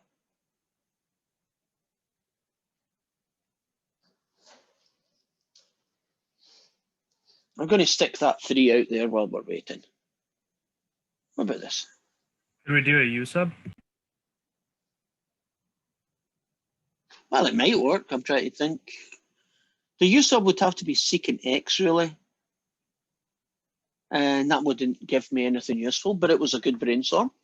I could imagine a different question where that might exactly be the right thing to do. It doesn't work on this one. Good idea. Any other brainstorms? Things that you might do? Why don't we think about changing it into something else?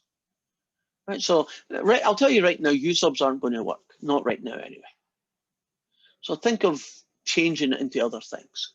Any ideas about what things could be changed into other things using this guy? Instead of tan squared, could you substitute secant squared -1? Okay, let's go that route. Oops, there I'm going with my thetas again. I like that. Oh, I think we picked up another 3.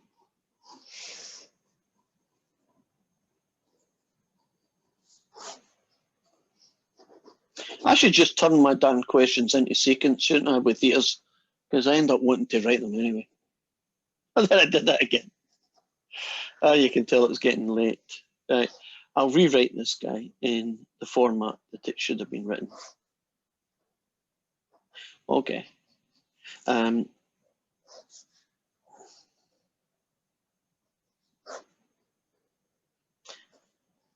I like this. It's a good approach. Okay, that's check. Good method. It's going to work. Not the only method, but I don't care. It's going to work. Where do I go next?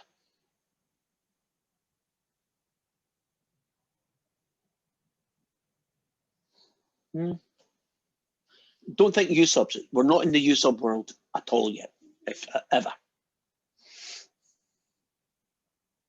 Would this be a case where we split it into two separate integrals? It will be exactly that.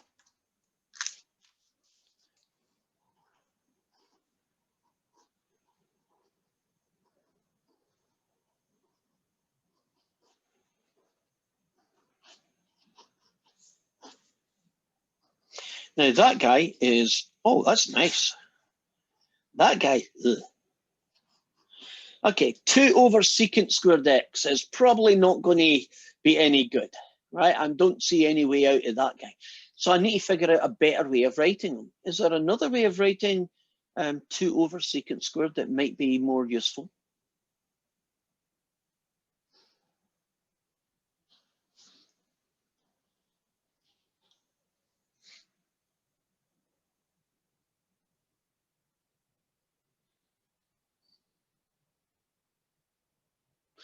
Okay, let's ask this.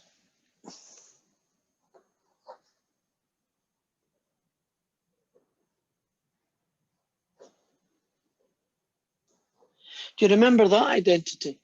That a secant is 1 over a cosine? Remember that one? Connected to that one then, what is 1 over a secant? If secant is 1 over cosine, what's 1 over a secant? Cosine. So back to my question. What do you think 2 secant squareds are going to get me?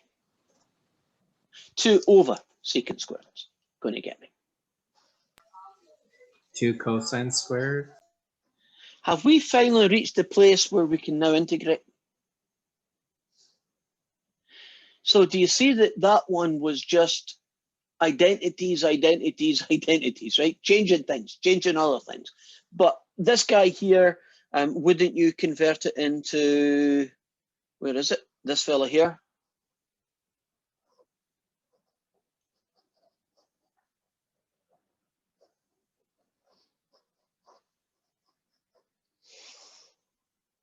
That would get you 1 plus the cosine of 2x, take away 1. Oh, would you look at that?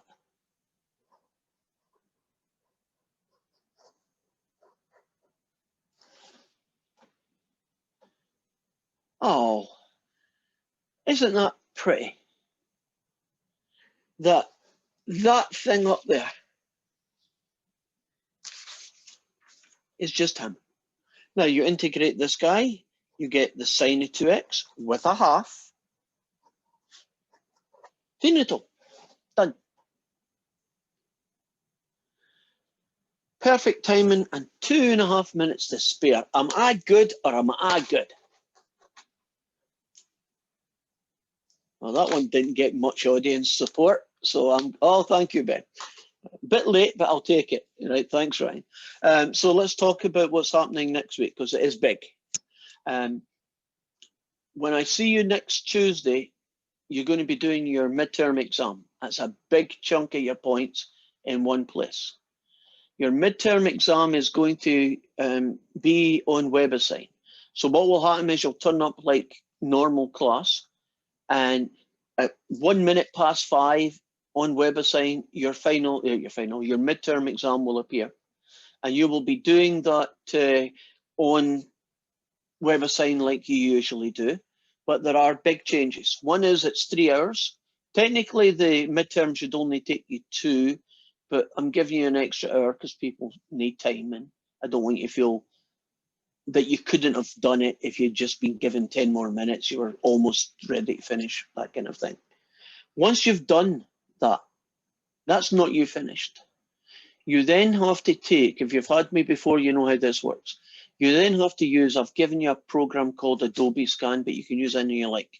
You need to scan your working and you need to send it in to me as a PDF. And there'll be a place in Canvas that says upload your working here. And you've got half an hour after the midterm to do that. Now, I need that working for a couple of reasons. Reason number one is it's to stop cheating. Because you could simply just take most of these questions and plug them into various sites and they'll pop out with the answer. You know, 2 sin x plus c or whatever. Boom. We're not doing that because other people, all of you, I hope, are being honest, and I don't think it's fair that somebody should get a grade for something they don't deserve. So if I don't see working for a question that I know needed working, I don't care if it's the right answer. I'm assuming that you cheated and I'm getting a big fat 0. So that's the first reason. Second reason is WebAssign is notoriously fussy. You could do the exact answer perfectly. All the working's great. And right at the end, you said +2 when you should have said -2. Or you forgot to put in a +C. WebAssign will give you 0 points for that entire question. But I see you're working, you get partial credit. For instance, if the only thing you forgot was a +C, I'll take a point off. If a +2 should have been a -2, it depends how bad it is, 1 or 2 points. You're going to get almost all the points. If you don't know the answer, but you got halfway through before you get stuck, then you get half the points, right? Half of it's right, half the points, right? Partial credit, big thing. It's going to improve your grade. So you need it to not cheat and you need it to get points. At the same time as all of this is happening, I need to see you. So if you haven't got a working video, you need to get one, because I need to see you to make sure that your big brother, sister, whatever, isn't behind you telling you what to do, right? And writing it down for you even, right? So that's part of the security of the process. Because we're on Zoom and we're isolated, we have to be a little bit stricter about these things. Now, what is allowed? Anything that's physically written down. You got a PDF, you've written some notes. I hope you've all got one of these guys. Probably much better looking than mine, right? Allowed. Formula, write them down, or if there's a PDF that's got them all handy, print that out instead. All of those things are allowed. All the homework that you've done will disappear on Monday. So you won't be able to see homework questions, because basically WebAssign isn't too bright. It just picks questions like the homework ones. Well, I pick them, but they are the homework ones. So you won't be able to use that because it won't be there. You're not allowed to use tutoring sites, so don't go into eTutor and say, how do you do this? You're not allowed to phone your friend. You're not allowed to use Ouija boards or communicate with the dead. I'm trying to be lawyer-esque here. Is there any other way of communicating that I've missed here? Right. Don't do it. Basically, what's in your brain and what's written down are the only 2 guys in town. Now, you can certainly use Desmos for graphing. You know, sometimes you need Desmos to see what the heck the thing looks like. Totally okay with that software, right? But it's not good to use some other softwares. Do you know there's software out there that you can plug in integrals and it does them for you, right? That's back to being cheating again. Any questions about your midterm that I haven't covered?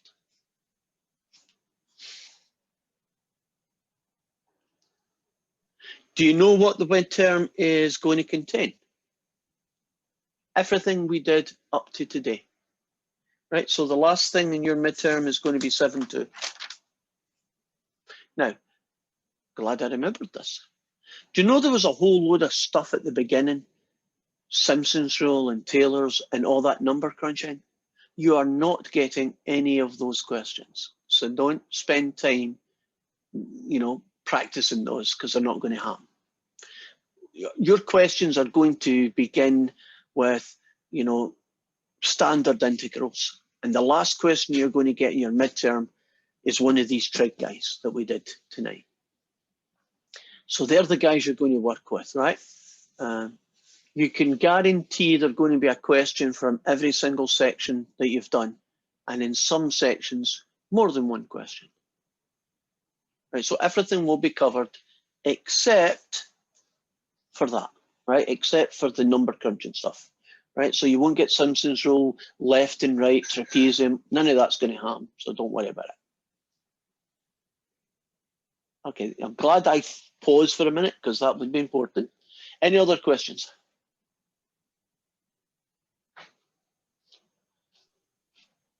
Ben, So if we finish in 2 hours, we have an hour and a half to upload the work. correct, because once Okay. once the midterm is finished, you have 30 minutes to get it uploaded and on the thing. And since we're doing a Zoom meeting just like this, you can say to me, I'm doing question 4, it doesn't look right, or there's something not, you know, what's this mean, or whatever, because they may phrase it weird. And if it's something that I think you should have been given better instructions, I'll just say, they're asking you to find the area between the 2 curves, right, or something like that, because they may phrase it in a way that might not look like that's what's being asked, right? So I'm here for any questions, anything that you've got. You stay put until you've done your test, and then you've got half an hour to get it up into Canvas. I think I am done now. My brain is fried, as Sarah's poor brain looks. Okay, bye-bye, guys. I'll hang about. If any of you got a question, make sure you say hi first, if you haven't already. And if there's any questions, I'll hang about for them. Thank you, Professor. You're welcome, Ben.